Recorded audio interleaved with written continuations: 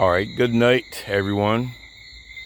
This edition of Come Out Things is a conversation I'm going to have with you relevant to what the PM discussed, some issues that were brought to my attention, and a couple of other things. What I'm filming, how beautiful our island is. I'm looking at it from my vantage point here. I'm looking across and watching the cars and stuff. I just want to have a conversation with you, right? No. You would have heard the Prime Minister speaking relevant to the crime and stuff in Barbados. And she spoke a lot, but she said nothing. I hope you understand that. She spoke a lot, but really said nothing. Because I am tired of rhetoric. The thing is to do something about what is happening.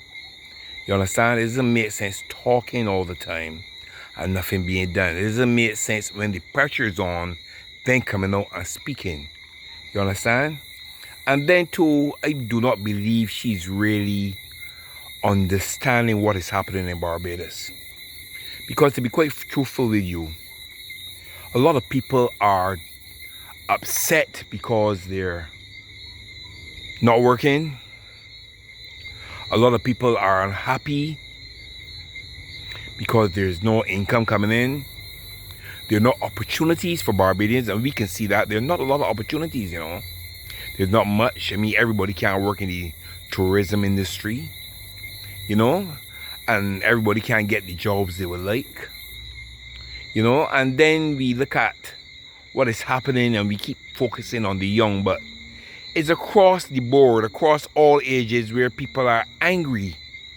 People are angry. You see people reacting even in the traffic and and stuff like that. Usually it says that a soft response can turn away anger, but people are angry, and there's something with societal. No, I heard the clergy coming out and speaking about people not having God on their side. This isn't true. Barbadians are very spiritual. They believe in God.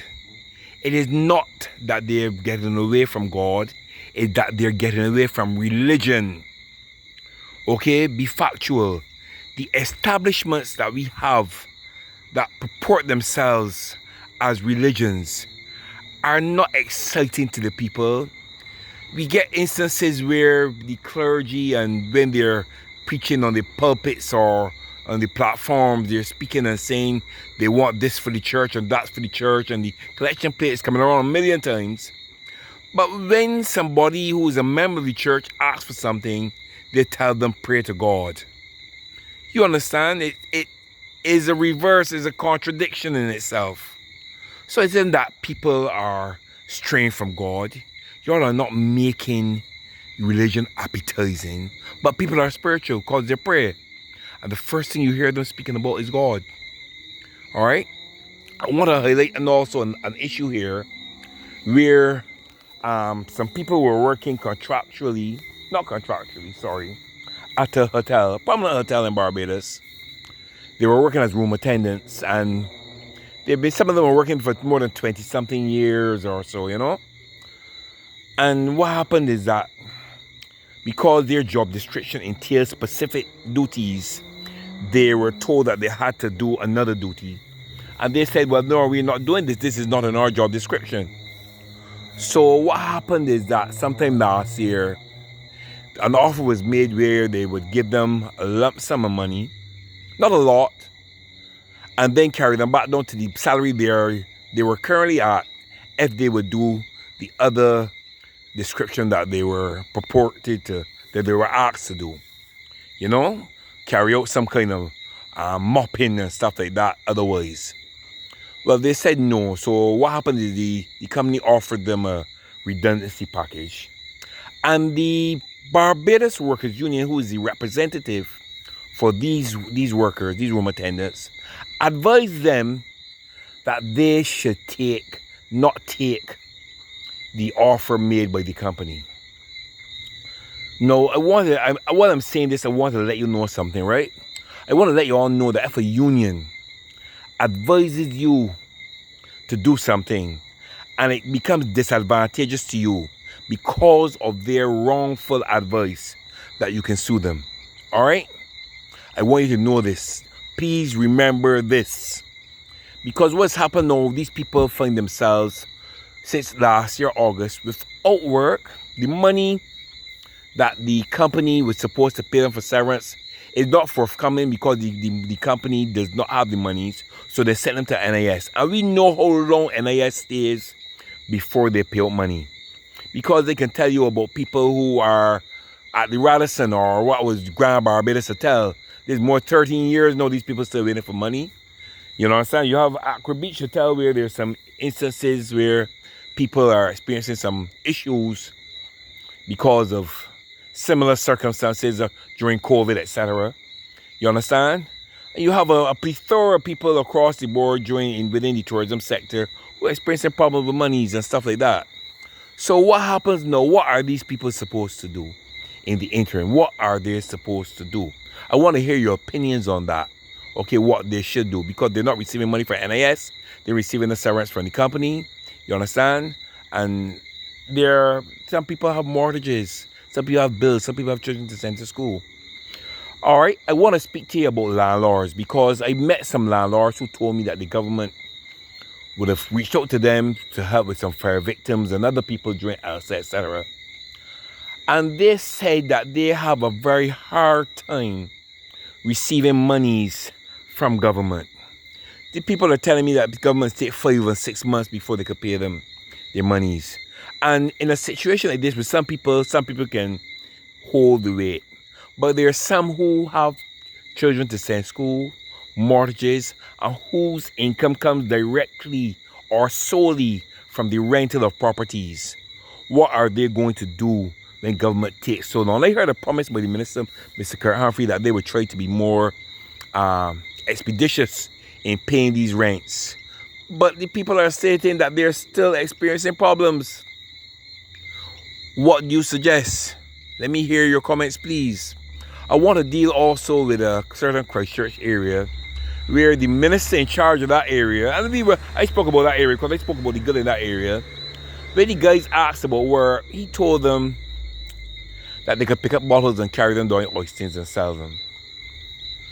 No, I know he didn't tell them so when he was coming and asking for the vote. So I want to know why he would tell them that. And if picking up bottles is something you can support a family on or build something on. Because I know they can got some people who are real political yarfools who can say, well, he ain't saying nothing wrong. Because as far as they're concerned, anything that these people say is right. But you want them to stop their jobs and pick up bottles and see if they can support their families. You understand? That's something to tell young people looking for work. You understand? Instead of trying to help them. I went up into an area in St. George today, and the minister promised a guy a grill, a guy who's a chef. And the guy said when he called the minister started answering the phone. You don't make promises you can't keep. When I make promises, I keep them. You understand? I went into that area, and I familiarized myself with the people down there. People down there are really friendly and really nice. You would have seen it on the edition before this, on Come Out Things, up in Waverly Court. And those people let me into their houses and that kind of thing, you know what I mean? And we were able to fraternize with them and do certain things with that community. You understand? Because the people are accepted. The people just need opportunities. All right? And I believe that if people had more opportunities, that a lot would be better in Barbados. People need to come on the ground and associate with people instead of being aloof. You understand? All of a sudden now we have ministers who need bodyguards. I used to be able to meet David Thompson or Owen Alpha and sit down and talk to them anywhere they walk the road. Anywhere. I can remember Owen Alpha seeing me with my daughter and telling she, come again, this car can't go for a drive. You know, when she was younger. All these kind of things, you know. They're now inaccessible, unavailable, and extremely arrogant. This is what you're seeing now here in Barbados. Anyway, people, please again, let's try to make some comments that I could put together so that we can, put something into the forum that can really assist, not talk, but do. You understand? so that we can help this island be better and Barbadians be better. Not the island itself, because the island is a spot of land. Let's help Barbadians be better. Let's help us as far as being able to provide for our families. You know what I mean? Better cost of living, you know, some job security, and to be able to have roofs over our head in a spot of this land. You know? Let's please do that. Alright? Anyway, this is me for the night. I wish you all a very pleasant night, you know, and let's pray for each other. All right? Thank you very much.